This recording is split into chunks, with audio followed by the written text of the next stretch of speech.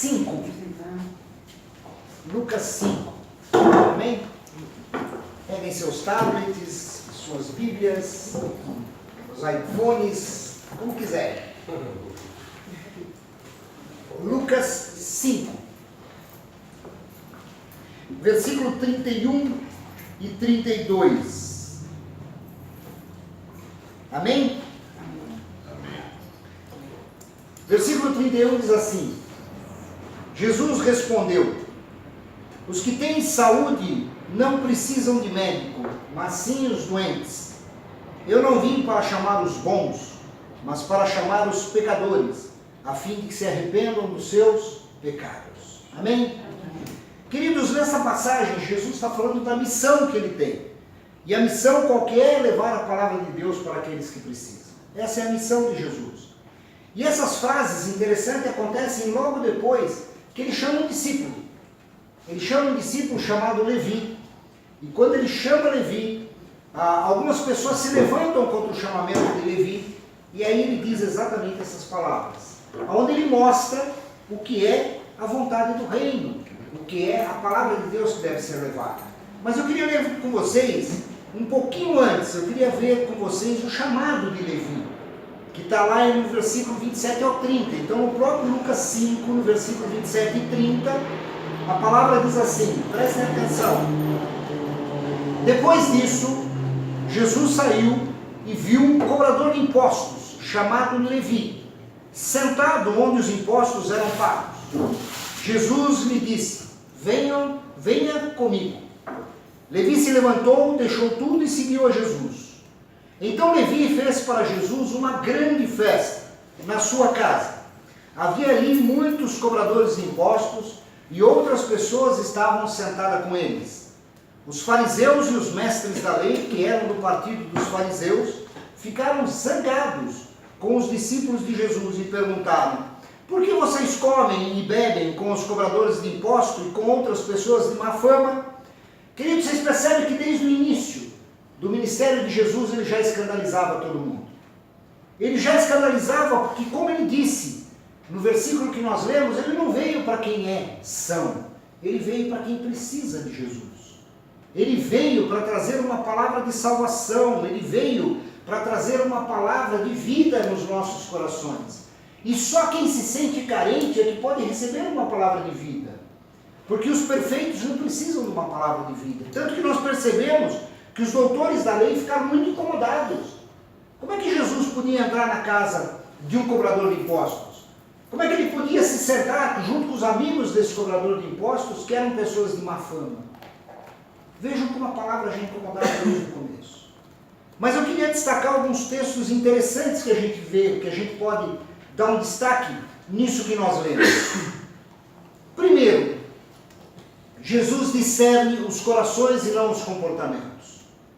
Queridos, quando Jesus chama Levi, ele não estava preocupado com a condição de Levi, de cobrador de imposto. Ele não estava preocupado com a má fama que Levi poderia ter, pois ele olhava o coração de Levi. E provavelmente no coração de Levi já havia um desejo muito grande de servir ao reino de Deus. Apesar de Levi estar naquela condição de cobrador de impostos, ele tinha uma vontade muito grande de servir ao reino. E por que eu digo isso para vocês? Porque no versículo seguinte, a segunda coisa que eu quero destacar, Levi seguiu a Jesus. Vocês percebem que não precisou de muita conversa. Levi não precisou ser convencido com uma alta pregação, Levi não precisou que Jesus falasse altas palavras com ele. Por que isso? Porque no coração de Levi já existia uma vontade de servir o reino, de servir alguém que pudesse tocar o coração. E Jesus simplesmente o chama e ele segue. Queridos, a diferença nesse chamado de Jesus, que eu queria que vocês entendessem, o que a palavra diz para nós? Como Levi estava? Levi estava sentado. Então imagina, uma pessoa sentada. Vocês acham que Jesus de pé, em pé, ele viraria para essa pessoa sentada e diria: segue-me? Não, queridos.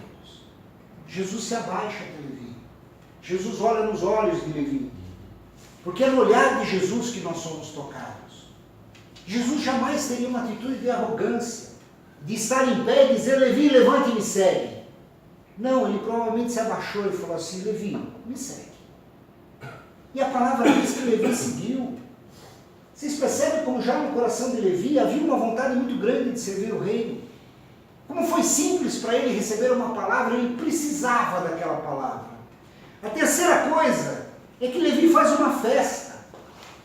A palavra diz que ele faz uma festa na casa dele na noite em que ele recebe Jesus. E por que ele faz uma festa? Porque ele não se contenta com a alegria de ter recebido o Salvador. Ele quer que os amigos dele ouçam. Ele quer que os amigos dele conheçam o Mestre. Ele quer que os amigos dele ouçam o que o Mestre tem a dizer. O coração de Levi fervia com as palavras de Jesus. E ele quer que o coração dos seus amigos ferva também. E essa é a alegria que tem quem é salvo. Quem é salvo não se contenta em guardar a salvação só para si. Ele quer falar para a salvação para todo mundo. Ele quer fazer festa com Jesus o tempo todo. E tem um quarto ponto, queridos, que nós vemos aqui. A gente percebe que mesmo na alegria, mesmo quando nós estamos fazendo a obra de Deus, existem pessoas que reclamam, existem pessoas que criticam. Porque nós percebemos claramente que mesmo nessa alegria toda de Levi, fazendo uma festa por ter sido salvo, fazendo uma festa por ter recebido Jesus, tem os fariseus que vão ali e criticam. Tem os fariseus que criticam a atitude de Jesus, que criticam a atitude de Levi. Como é que Levi é indigno de receber? Quem é Levi para receber um mestre rabi? Quem é Levi para receber a palavra de Deus? Quantos aqui já escutaram que nós não somos dignos de Jesus? Queridos, crítica a gente vai receber. Não liga quando você receber essas vozes, quando alguém falar alguma coisa assim, porque o próprio Jesus diz para justificar Levi, ele justifica Levi com o texto que nós começamos. Queridos, quem é são não precisa da palavra. Jesus veio trazer a salvação para aqueles que entendem o que é estar carente da presença de Deus, o que é a condição de um pecador, o que é a condição de uma pessoa que está afastada de Deus, como eu e você um dia estivemos e muitas vezes ficamos. E a gente vai falar disso, porque a gente peca todos os dias. E nós vamos ver na palavra que a gente peca. Então muitas vezes nós estamos carentes da presença de Deus. Nós precisamos entender isso. Queridos, pessoas perfeitas não precisam de salvação. Sabe por que pessoas perfeitas não precisam da salvação? Porque infelizmente elas já estão condenadas. E eu vou mostrar para vocês isso na palavra. Agora nós precisamos entender a nossa condição de pecador, de pessoas carentes da glória de Deus. Por isso que a todo momento nós temos que reconhecer que nós temos carência desse amor. Nós louvamos hoje sobre o amor de Deus. Nós louvamos sobre Deus nos tocar, Deus cuidar de nós. Nós somos carentes desse amor todos os dias. Nós dependemos desta graça todos os dias. E para vocês terem a certeza que nós pecamos todos os dias, 1 João 1, do versículo 7 a 10, João escreve o seguinte para nós. Ele escreve assim: porém, se vivemos na luz como Deus está na luz, então estamos unidos uns com os outros, e o sangue de Jesus, o seu Filho, nos limpa de todo pecado. Se dissermos que não temos pecado, estamos nos enganando, e não há verdade em nós. Mas se confessarmos os nossos pecados a Deus, Ele cumprirá a sua promessa, e fará o que é correto. Ele perdoará os nossos pecados, e nos limpará de toda a maldade. Se dissermos que não temos cometido pecados, fazemos de Deus um mentiroso, e sua mensagem não está em nós. Vocês perceberam, queridos? João escreve isso para nós. Nós temos pecados a serem confessados todos os dias. A nossa alma nos trai em pensamentos, nos trai em vontades. O nosso querer muitas vezes é mais forte que o querer de Jesus vivo em nós. E nós precisamos reconhecer isso. E muitas vezes nós fazemos o que não agrada a Deus, mesmo depois de termos aceitado o seu amor e a sua graça. Nós precisamos ser conscientes disso. Senão nós corremos um risco de estarmos que nem os fariseus, achando que nós estamos totalmente salvos e somos plenos da presença a ponto de julgarmos os outros, que era o que eles faziam. João está dizendo a nós nesses versículos que o pecado é algo inerente na natureza humana. Ele está tão enraizado na nossa natureza que não acreditar que nós podemos errar já é um primeiro erro que nós cometemos. E aí negar a nossa natureza faz com que nós comecemos a ficar soberbos sobre aquilo que nós temos em relação às outras pessoas. E a palavra diz que a soberba precede a queda. Queridos, a gente tem que tomar cuidado, porque os fariseus se achavam acima da lei. Eles se achavam acima daqueles que pecam. Eles se achavam muito mais limpos que todo mundo. E sabe o que Jesus fala dos fariseus? Lá em Mateus 23:13, ele diz assim: ai de vocês, mestres da lei e fariseus, hipócritas, pois vocês fecham a porta do reino do céu para os outros, mas vocês mesmos não entram, nem deixam que entre os que estão querendo entrar. Não bastasse ele ter dado essa dura nos fariseus, lá em Mateus 23, no versículo 27 a 28, ele ainda complementa dizendo assim: ai de vocês, mestres da lei, fariseus hipócritas, pois vocês são como túmulos pintados de branco, que por fora parecem bonitos, mas por dentro estão cheios de ossos de mortos e de podridão. Por fora vocês parecem boas pessoas, mas por dentro estão cheios de mentiras e pecados. Queridos, a gente tem que ter cuidado com a soberba. A gente tem que ter cuidado muitas vezes com a casca que nós colocamos em nós. Nós temos que tomar muito cuidado com as capas que nós usamos. Porque tem muita gente que entra na igreja, põe uma capa de cordeirinho, mas lá fora é um lobo. Nós temos que tomar cuidado com isso. E se nós não reconhecermos essa natureza pecaminosa que nós temos, nós vamos ter problema nesse relacionamento com Jesus. Porque nós vamos estar nos achando perfeitos demais. Olha como eu sou bom demais, olha como eu sou perfeito demais. E nós vamos ter um sério problema. Queridos, quando João escreve esse texto, provavelmente, ao que tudo indica, ele está indo contra aqueles que afirmam que o pecado não existe como princípio ou poder da natureza. E vocês sabem que tem linhas que dizem isso. Tem linhas que dizem que na essência, as más ações não são frutos do pecado, são frutos da circunstância. Tem linhas e tem igrejas até que acreditam nisso. E é uma verdadeira heresia. E começa a justificar quem peca. Tem muita gente hoje que nega a realidade do pecado, nega a realidade da vontade humana em pecar. E diz que as pessoas pecam por causas deterministas. Ah, também naquela situação qualquer um pecaria. Ou então justificam dizendo que são causas psicológicas ou causas sociais. Como você não sabe como foi a minha vida passada, o que aconteceu em mim, eu tenho direito de fazer algumas coisas. Cuidado, queridos, nós não temos direito de nada na presença de Deus. Tem um louvor que diz, né? O meu direito é ter, não ter direito algum. Esse é o nosso direito na presença de Deus, a vontade é dele sobre as nossas vidas. E infelizmente tem pessoas que vendem esse tipo de situação, vendem um evangelho fácil. É contra isso que a gente tem que lutar. Nós temos que lutar dentro de nós. Tomar a sua cruz e carregar a cruz todos os dias e morrer para si mesmo significa morrer pelas nossas vontades. Nós temos vontade de pecar todos os dias. Só não fazemos porque nós controlamos, nós dizemos não às circunstâncias. E quando nós não conseguimos dizer não às circunstâncias, não à sociedade, não às ações psicológicas, nós temos que entender que Deus nos perdoa se verdadeiramente nós formos à presença dele.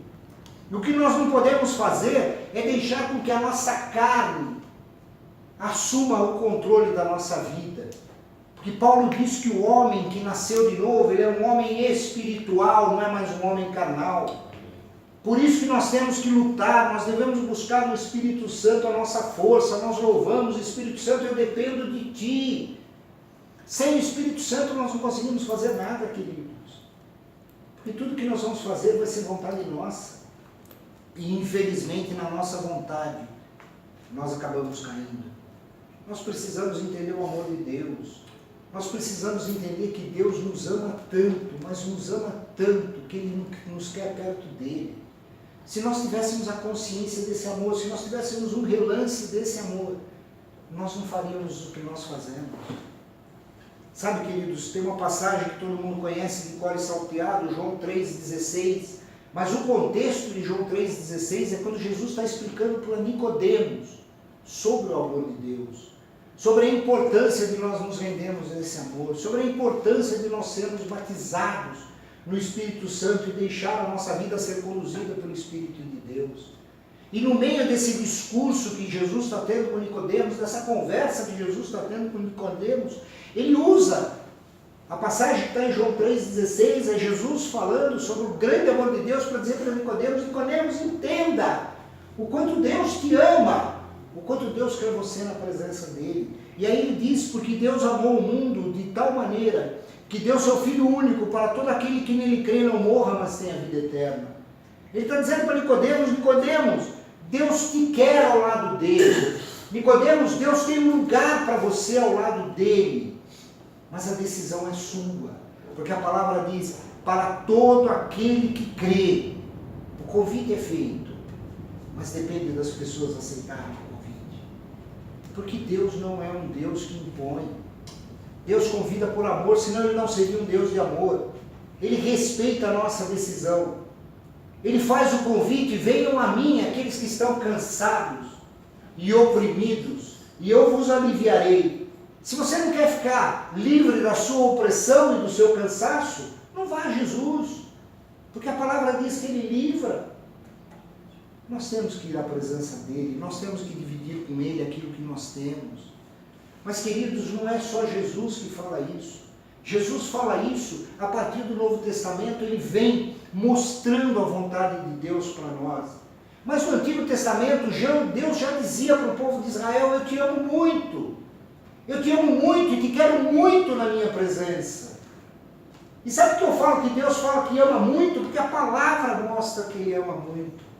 Querem ver? Abram comigo em Ezequiel 18.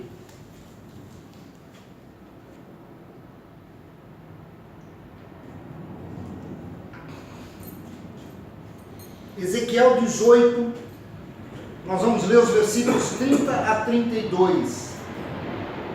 E prestem atenção, porque é Deus falando para nós. É o próprio Deus falando. Versículo 30 diz assim: agora eu, o Senhor, estou dizendo a vocês, israelitas, que vou julgar cada um pelo que tem feito. Arrependam-se de todo o mal que estão praticando, e não deixem que os seus pecados os destruam. Abandonem todo o mal que vêm fazendo, e criem dentro de vocês mesmos um coração novo, uma mente nova. Israelitas, por que vocês querem morrer? Eu não quero que ninguém morra, diz o Senhor Deus. Portanto, parem de pecar e vivam. Queridos, vocês podem imaginar um Deus de amor maior que esse? Vocês podem imaginar um Deus que vira para o seu povo e diz assim: vocês estão no caminho errado, mudem os seus caminhos, olhem para mim, eu quero vocês perto de mim, eu não quero vocês longe de mim, eu quero que vocês estejam junto comigo. Mas sabe quem tem que tomar a decisão de estar junto com Deus? Nós. A decisão é nossa. Todo o tempo a decisão é nossa. Deus está de portas abertas a nos receber. Desde que nós tomemos a decisão de aceitá-lo como Senhor e Salvador, de entender que Ele é um Deus de amor, de entender que Ele quer dar algo diferente para nós. E nós precisamos tomar essa decisão. Queridos, nós temos que entender que não são as circunstâncias, não é a sociedade, não é o que o marido diz para a esposa, ou a esposa diz para o marido, não é o que o amigo diz para o amigo e vice-versa. É o que nós assumimos como compromisso. E o que nós assumimos como compromisso independe de quem está ao nosso lado. Porque o compromisso é nosso. A decisão é nossa. Nós temos que tomar essa decisão. E eu queria olhar algumas coisas desse trecho de Ezequiel. E queria analisar com vocês nessa manhã algumas coisas que Deus fala e que é poderosa para que a gente entenda esse amor dele, essa graça que ele derrama sobre as nossas vidas. Primeira coisa, queridos, que Deus fala é que ele vai nos julgar pelos nossos feitos. Ele diz claramente que vai julgar cada um de nós individualmente. Deus, queridos, é um Deus que nos julga individualmente. Não adianta, na presença de Deus, nós nos justificarmos. Ah, mas o senhor sabe, eu fiz aquilo porque qualquer um no meu lugar faria. Deus não vai aceitar isso. Porque Ele provavelmente vai virar para nós e vai dizer assim: mas você não era qualquer um, você era meu filho. Qualquer um faria, mas um filho de Deus não. Cuidado, queridos. Com Deus nós não vamos ter as justificativas que nós temos aqui na terra com os homens. Justificativas que muitas vezes são aceitas. Eu fiz porque a situação, a circunstância, a questão psicológica, a questão do outro, a pressão que eu estava sofrendo me levou a fazer aquilo. Cuidado, com Deus isso não será aceito. E ele deixa claro aqui, ele deixa claro que a responsabilidade é pessoal. Nós temos uma responsabilidade pessoal para com Deus e para com aquilo que nós cremos. Sabe, queridos, tanto a responsabilidade é pessoal, que quando Caim se ira com Abel por causa da oferta que ele havia feito ao Senhor, o próprio Deus, percebendo que Caim iria pecar, ele chega para Caim e diz: cuidado, Caim, cuidado. E ele diz assim: cuidado, porque a decisão de pecar é sua. E as consequências também serão. Querem ver? Vamos lá em Gênesis 4. E a gente vai ver do versículo 3 ao versículo 7. E vocês vão perceber como Deus claramente diz que a responsabilidade é pessoal. Gênesis 4, do 3 ao 7, diz assim, no versículo 3. Aconteceu que no fim de uns tempos, trouxe Caim do fruto da terra uma oferta ao Senhor. Abel, por sua vez, trouxe das primícias do seu rebanho e da gordura deste. Agradou-se o Senhor de Abel e da sua oferta, ao passo que de Caim e da sua oferta não se agradou. Irou-se, pois, sobremaneira Caim, e descaiu-lhe o semblante. Olha o versículo 6, queridos.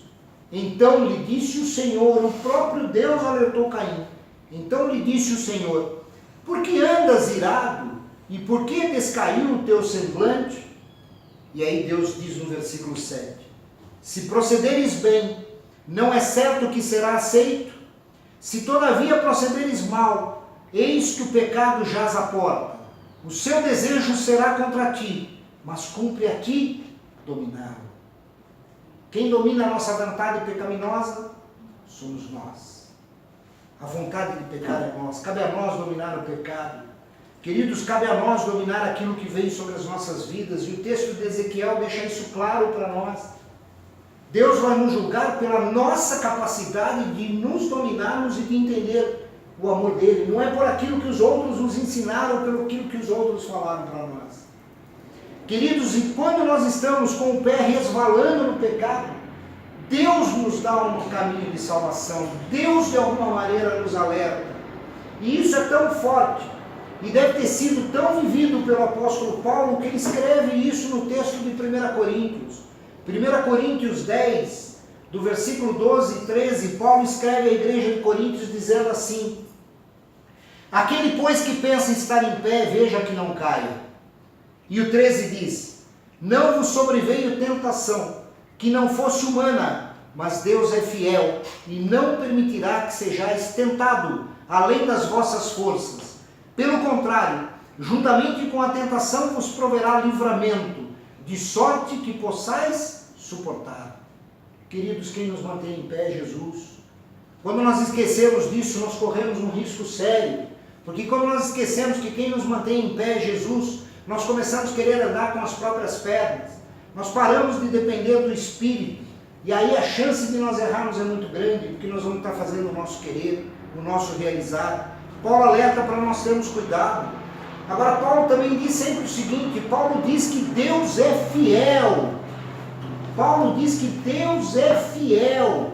E ele diz mais, ele diz que essa fidelidade de Deus nos impede de cairmos se nós ouvirmos a voz dele. Amém. É isso que Paulo está dizendo.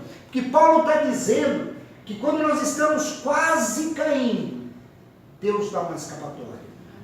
E queridos, se nós fizermos uma reflexão das vezes que nós erramos, honestamente, se nós fizermos uma reflexão, nós vamos ver que todas as vezes que nós erramos, um pouquinho antes de nós errarmos, nós poderíamos ter tomado outro caminho. Era a providência divina. Entrar ou não pela providência divina, aceitar ou não a fidelidade de Deus, depende exclusivamente de nós. E é isso que Deus fala em Ezequiel. A segunda coisa que Deus fala em Ezequiel, que ele está falando para o povo de Deus, é que nós devemos buscar o arrependimento. Porque ele diz: se arrependam. Ele não começa Ezequiel dizendo: eu vou julgá-lo pelas suas ações, mas arrependam-se. Se arrependam dos seus caminhos. Então nós devemos buscar um arrependimento, querido. Se nós percebemos que o nosso caminho é errado, se nós percebemos que nós temos uma visão e nós sabemos quando nós estamos andando no caminho errado, nós devemos buscar. Às vezes muita gente pergunta, já me perguntaram, mas como é que eu sei se o meu caminho é errado? Nós sabemos que o nosso caminho é errado. Ninguém precisa nos avisar que o nosso caminho é errado. Queridos, quando nós estamos fazendo alguma coisa errada, nós temos plena consciência do que nós estamos fazendo. A menos que nós sejamos doentes, ou a menos que a gente tenha uma sociopatia muito grave. Mas tirando esses casos de doença e de uma sociopatia muito grave, eu duvido que um ser humano não saiba que está fazendo uma coisa errada. A diferença é que a decisão de fazer ou não fazer é nossa. Davi tinha, eu tenho certeza absoluta que Davi sabia que ele estava fazendo uma coisa errada. Mas aquilo estava trazendo tanto prazer para ele que ele resolveu esquecer toda a lei de Deus, toda a comunhão com Deus, para continuar fazendo a coisa errada. Esse é o grande perigo. Ou vocês acham que o inimigo vem de chifrinho, de rabo e cheio de dente podre na nossa frente? Ele vem com aquilo que nos agrada.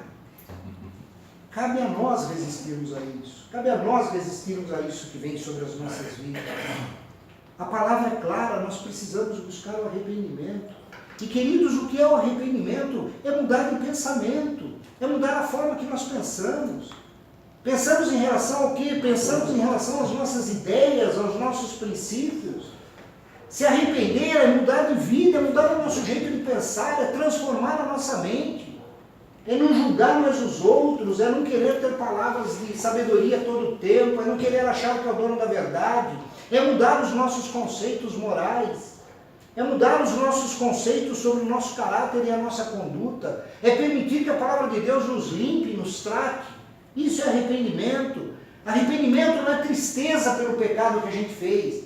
Tristeza pelo pecado é remorso, porque nós somos pegos fazendo pecado.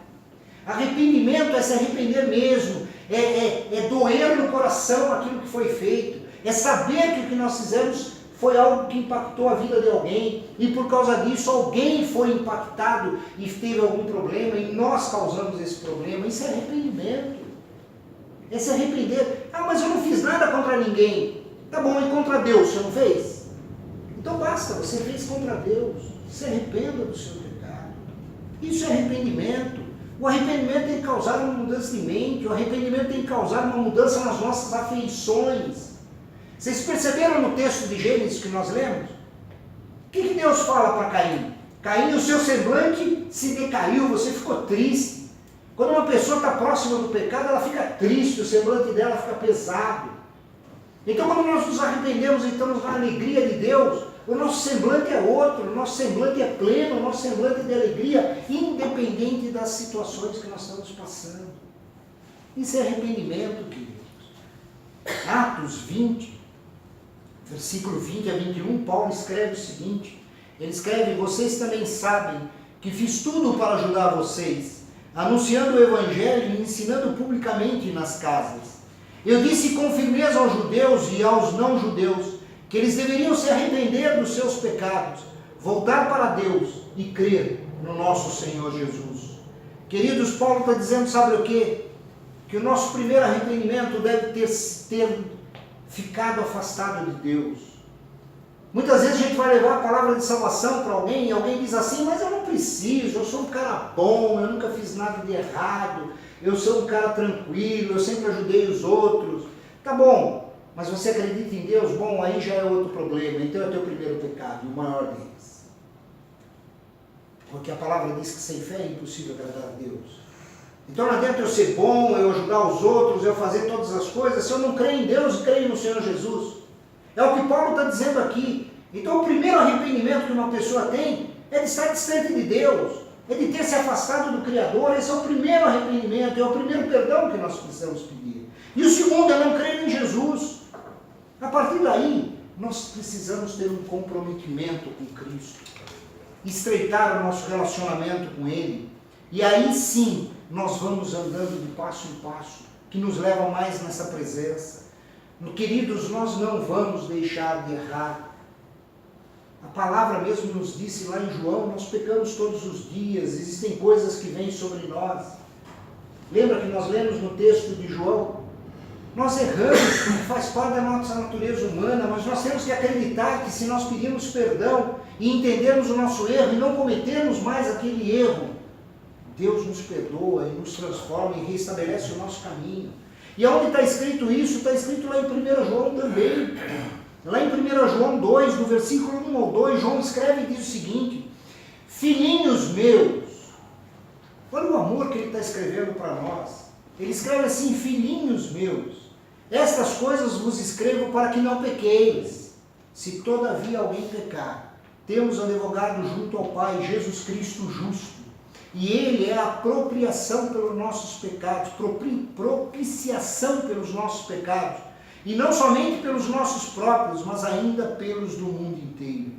Queridos, quem nos justifica é Jesus. Nós precisamos entender isso o tempo todo. Nós precisamos entender que é Ele que está nos justificando, não somos nós. Nós precisamos entender o poder que existe no sangue de Jesus. Nós já fomos comprados naquela cruz, nós não fomos mais feitos para viver em pecado. Nós somos feitos para lutar contra o pecado. E lutar contra o pecado às vezes significa que tem hora que nós vamos fraquejar. Por isso que João escreve: fraquejou, dobra o teu joelho e pede perdão. Pede a Deus que te restaure, pede a Deus que te coloque de novo no caminho correto. É isso que diz a palavra. É isso que nós temos que buscar. Terceira coisa que Deus diz nesse texto é que Ele não quer que ninguém morra. Vocês perceberam a expressão do amor de Deus nessa frase? Queridos, Ele não quer que ninguém morra. Essa é a maior declaração do amor de Deus que pode existir. Ele nos quer junto com Ele. Ele quer todos os filhos dele junto com Ele na eternidade. Quando Deus fala do morrer aqui, Ele não fala do morrer fisicamente, porque pela morte fisicamente nós vamos passar, a menos que sejamos a igreja do arrebatamento.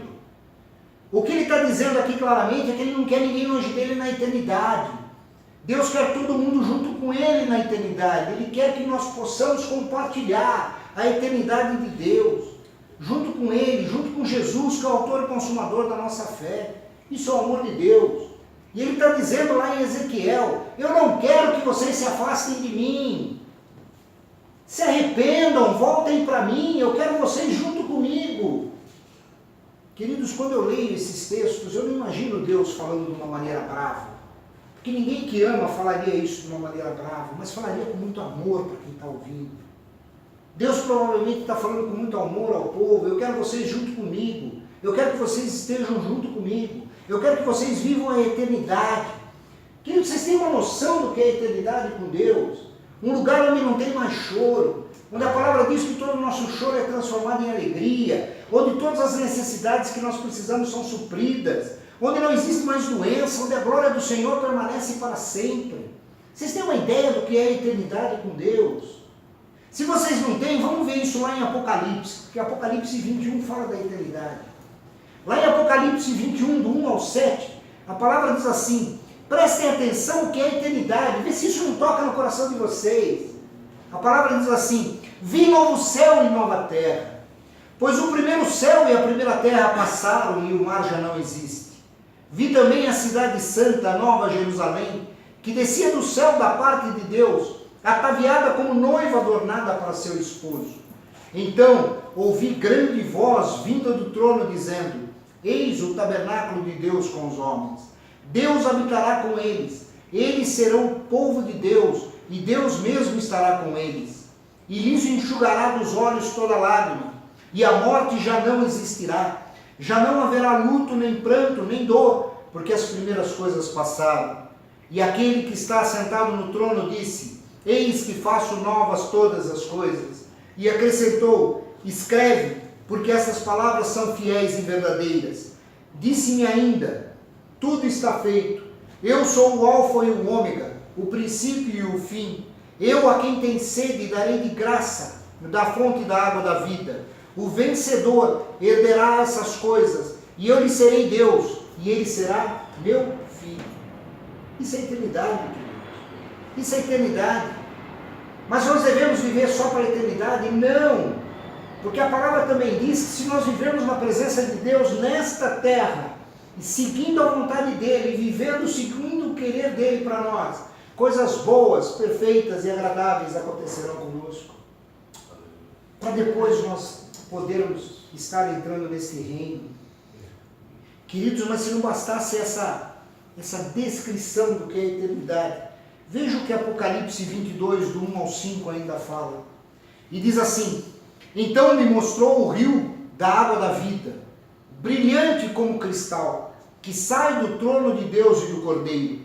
No meio da sua praça, de uma e outra margem do rio, está a árvore da vida, que produz 12 frutos, dando seu fruto de mês em mês, e as folhas da árvore são para a cura dos povos. Nunca mais haverá qualquer maldição. Nele estará o trono de Deus e o Cordeiro, e os seus servos o servirão. Contemplarão a sua face, e na sua fronte estará o nome dele. Então já não haverá noite, nem precisa eles da luz de candeia, nem da luz do sol, porque o Senhor Deus brilhará sobre eles, e reinarão pelo século dos séculos. Amém. Queridos, eu quero isso. Por isso que eu luto com a minha carne todos os dias. Por isso que, como Paulo, eu falo, eu esmurro a minha carne todos os dias, porque não é fácil, queridos. Não é simples. Tem um louvor que a gente já cantou aqui numa quarta-feira, que é ó minha alma porque está angustiada, e tem uma frase nesse louvor que me marca muito, que ele diz que viver para Cristo é só para os corajosos, porque é viver perigosamente. É viver perigosamente, porque nós largamos o controle, e nós sabemos como o ser humano gosta de ter controle sobre as coisas. E esse louvor diz, olha, a gente larga. Por isso que com Deus é viver perigosamente. E é mesmo, queridos, mas é uma decisão nossa. Vocês percebem que Deus, em toda a Bíblia, fala para nós que Ele nos quer neste lugar. Ele nos quer na eternidade, ao lado dEle, sendo abraçado por Ele, sendo cuidado por Ele. Mas é uma decisão nossa, queridos. É uma decisão absolutamente nossa, querer ou não querer. Isso não são as circunstâncias. Não é a vida de um irmão próximo, não é a oração de um irmão próximo, não é o compromisso de um irmão próximo com você que vai te levar para a eternidade, é o seu compromisso com Deus que te leva para a eternidade. E é isso que a gente precisa pensar. Deus quer que nós estejamos com Ele. Eu vou repetir de novo só para vocês entenderem o versículo 31 e 32 de Ezequiel 18. Olha o que ele fala: abandonem todo o mal que vem fazendo e criem dentro de vocês mesmos um coração novo e uma mente nova. Nós devemos criar uma mente nova e um coração novo. Israelitas, por que vocês querem morrer? Por que vocês querem estar afastados de Deus? Por que vocês trocam o prazer desse mundo pela presença de Deus? A presença de Deus é eterna, o prazer desse mundo é passageiro. E ele diz no 32, eu não quero que ninguém morra. Eu não quero que ninguém morra, diz o Senhor Deus. Portanto, parem de pecar e vivam. E o vivam aqui, e não só vivam na minha presença, como vivam na plenitude das promessas que eu tenho para vocês nessa vida. Nós não louvamos, o Fernando orou no começo dos louvores, dizendo que as promessas do Senhor são verdadeiras para as nossas vidas. Nós temos que acreditar nisso. Deus quer que a gente tenha vida eterna. Deus nos quer junto dEle. Deus quer que nós entendamos que sermos religiosos como os fariseus não nos leva a nada. Nós temos que receber o reino como Levi recebeu, com alegria. Vocês perceberam o quanto Levi recebeu com alegria? Numa simples passagem, vocês puderam imaginar a cena. Jesus não precisou falar muito com ele. Simplesmente olhou nos olhos dele e disse, Levi, me segue, vem comigo. E Levi levantou e foi.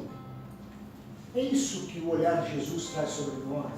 O olhar de Jesus traz cura, traz restauração. Nos traz novamente na presença dEle, sempre o nosso ser na presença dEle. É isso que nós precisamos buscar, queridos. Nós precisamos buscar o reino com alegria. Nós precisamos fazer festa cada vez que nós levamos uma pessoa, falamos do amor de Cristo e alguém aceita. Levi fez festa, ele chamou os amigos. Ele falou, eu estou com uma coisa tão grande no meu coração, eu estou com uma dor tão grande no meu coração, que eu preciso fazer festa. Ele encheu a casa dele. E convidou quem? Jesus. Jesus, eu vou fazer uma festa. O senhor não pode ir lá falar com os meus amigos? Porque a mesma salvação que eu recebi, eu quero que eles recebam. Será que nós fazemos isso, queridos? Será que a salvação ainda pulsa tão forte no nosso coração? O amor por Cristo pulsa tão forte em nós que nós queremos a todo momento fazer festa para Jesus? Será que nós queremos falar desse amor e dessa graça para todo mundo que está do nosso lado? Porque nós entendemos que é esse amor e essa graça que faz a diferença. Como nós temos vivido a nossa vida, queridos? O que nós temos feito com o presente que nós recebemos?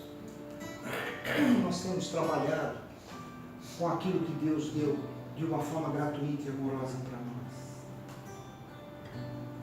Queridos, quando Jesus chama Levi, ele chama Levi para que ele pregue o Evangelho. Nós também fomos chamados a falar desse amor e dessa graça. E como eu digo, toda vez que Deus traz uma palavra dessa, Jesus está hoje aqui, para que se você precisar do olhar dele sobre você, ele está olhando nos seus olhos e está perguntando para você agora: venha, me segue. O que você precisa para me seguir? O que você precisa que seja quebrado em você para verdadeiramente você experimentar essas verdades do Evangelho? É isso que ele está perguntando nessa manhã. Porque isso transforma as nossas vidas. Isso traz vida sobre nós. Amém? Amém. Eu queria orar com vocês essa manhã. Pode ser? Podemos orar?